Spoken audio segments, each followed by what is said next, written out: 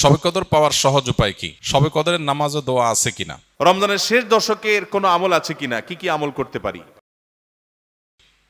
শবে কদরের রাত যেহেতু একেবারেই চূড়ান্তভাবে ফিক্সড কোনো রাত নয়, সেজন্য শবে কদর পাওয়ার উপায় হলো রমজানের শেষ দশকের প্রত্যেকটা রাতে ইবাদত করা।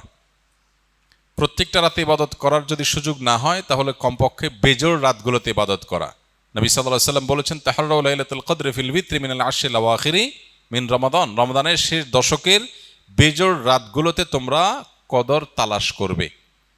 তার মানে এর মধ্যে যে কোনোটা হতে পারে। আল্লাহ তাআলা বিষয়টাকে উজ্জ্বল রেখেছেন কেন?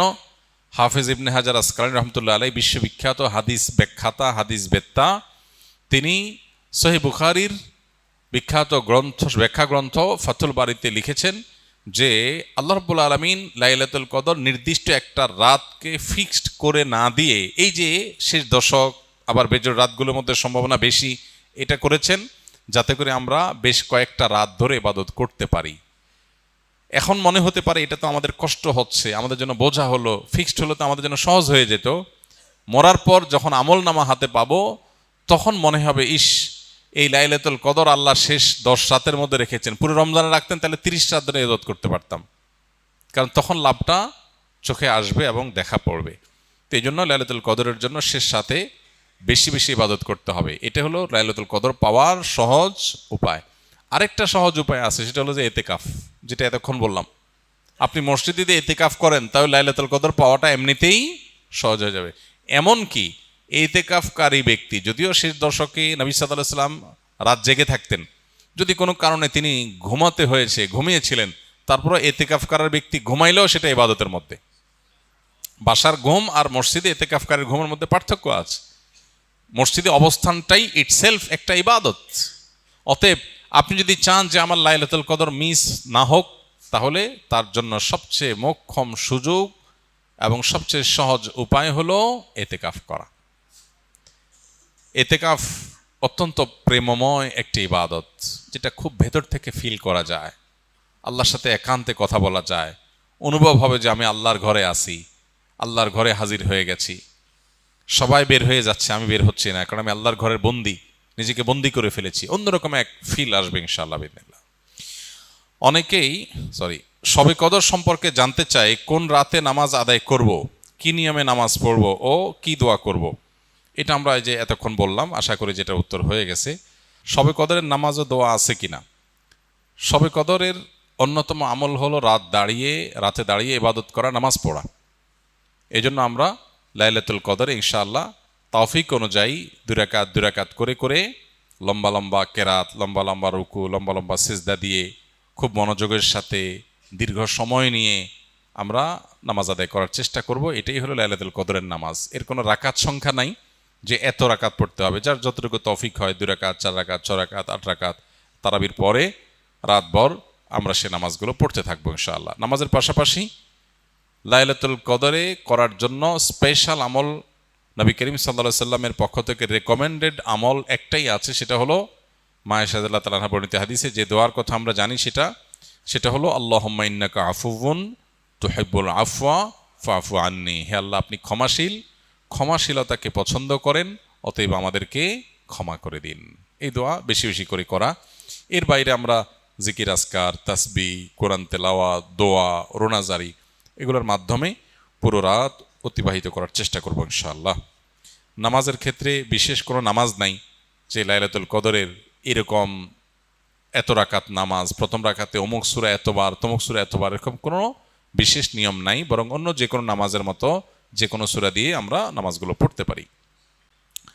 শবে কদরের কোনো আমল আছে কিনা? শবে কদরের আমল আছে ভাই। শবে কদরের সব ধরনের ইবাদতই করার চেষ্টা করতে হবে সাধ্য অনুযায়ী, যেগুলো করা সম্ভব হয়। বিশেষ করে কোরআন তেলাওয়াত করা, 2 রাকাত করে লম্বা কেরাত, লম্বা রুকু সিজদা দিয়ে যতটুকু পারেন নফল নামাজ পড়বেন। বিশেষ পদ্ধতির নামাজ, শবে কদরের নামাজ এত রাকাত, অমুক সূরা এতবার, প্রথম রাকাতে, দ্বিতীয় রাকাতে এতবার, এগুলো মন গড়া, এগুলোর কোনো ভিত্তি কোরআন হাদিসে নাই। তবে 2 রাকাত করে যত লম্বা রুকু দিয়ে সিজদা দিয়ে অনেক সময় নিয়ে 2 রাকাত নামাজ 5, 7, 10 মিনিট ধরে যত বেশি সময় ধরে পারেন লম্বা কেরাত রুকুতে নামাজ পড়বেন। এক, তেলাওয়াত বেশি বেশি করবেন, যত সুন্দর করে সম্ভব তেলাওয়াত শুনবেন, শোনাশুনি করবেন, কোরআনকে সময় দিবেন, কোরআন স্টাডি করবেন এই রাতে। আর বিশেষ করে একটা দোয়া আমাদের আয়েশাকে রাদিয়াল্লাহু তাআলা আনহাকে নবী করিম সাল্লাল্লাহু আলাইহি ওয়াসাল্লাম শিক্ষা দিয়েছেন, আল্লাহুম্মা ইন্নাকা আফুউন তুহিব্বুল আফওয়া ফাআফু আন্নি। আল্লাহ আপনি ক্ষমাশীল, ক্ষমাকে ভালোবাসেন, আপনি আমাকে ক্ষমা করুন। আর আল্লাহর কাছে দোয়া, ইস্তেগফার, রোনাজারি, চোখের পানি ফেলা, গুনাহ মাফ চাওয়া, এগুলো করতে থাকবেন।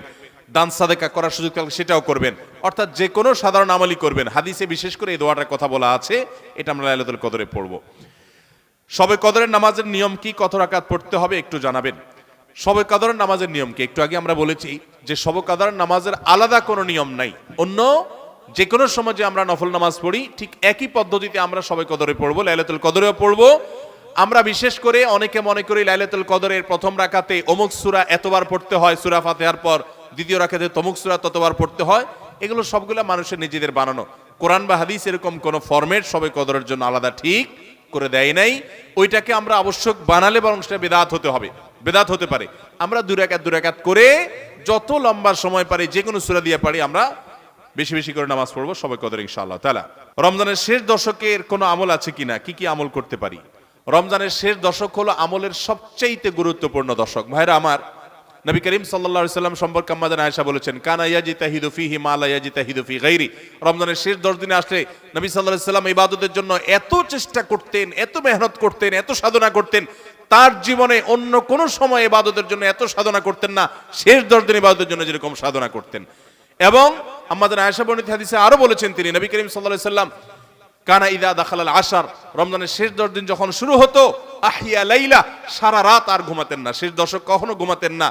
ওয়া আইকাযা আহলা, পরিবারের লোকদেরকে ঘুম থেকে ডেকে তুলতেন। ওয়া সাদ্দামে ইজারা, কোমর বেঁধে নিতেন। এবং ইবাদতের জন্য সবচেয়ে বেশি মেহনত মুজাহাদা তিনি করতেন। ভাইরা আমার, রমজানের শেষ দশক হলো ইবাদতের সবচেয়ে গুরুত্বপূর্ণ সময়। আমাদের বেশিরভাগ মানুষ ঈদের কেনাকাটায় আমরা ব্যস্ত হয়ে পড়ে, শহরের মানুষ গ্রামে যাওয়া ব্যস্ত হয়ে পড়ে, গ্রামের মানুষ শহরের মানুষকে ওয়েলকাম করার জন্য ব্যস্ত হয়ে পড়ে। আমাদের শেষ দশকের ইবাদত হয় না। শেষ দশক ইবাদত করার চেষ্টা করবো তো ইনশাআল্লাহ। শেষ দশকের প্রধান ইবাদত হলো এতেকাফ। শেষ দশকের প্রধান ইবাদত কি? এতেকাফ। এতেকাফ করার চেষ্টা করবেন। আমরা শেষের দিকে এসে এতেকাফের কথা বলি, তখন আপনারা এটার ফজিলত বুঝেন না। নবী করিম সাল্লাল্লাহু আলাইহি সাল্লাম রমজানের রোজা 3য় হিজরিতে ফরজ হয়েছে, তার ওয়াফাত পর্যন্ত কোনো বছর শেষ দশকের এতেকাফ ছাড়েন নাই, মসজিদে এতেকাফ করছেন। যুবকরা এতেকাফ করবেন তো ইনশাআল্লাহ। 3টা ইবাদতের স্বাদ নগদ পাওয়া যায়, আমি কোরআন হাদিসের আলোকে আমার অভিজ্ঞতার মিশেলে আমি জানাচ্ছি। এর মধ্যে একটা হলো, লম্বা সময় নিয়ে যদি সেজদা দিতে পারেন, বিশেষ করে তাহাজ্জুদে, তো দেখবেন এটার স্বাদ আপনি অনুভব করবেন।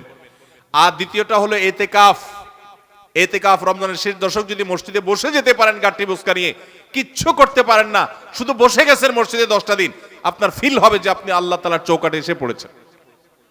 এতেকাফের মজা যারা একবার পায়, তাদেরকে এটা থেকে দূরে সরা রাখা যায় না। আর 3 নম্বর হলো আরাফাতের ময়দানের দোয়া। এটাতে যে স্বাদ, এই 3টা স্বাদ যে পাইছে, সেই স্বাদগুলো কখনো আর ছাড়তে চায় না। আল্লাহ আমাদের সবাইকে ইতিকাফ করার তৌফিক নসিব করুন।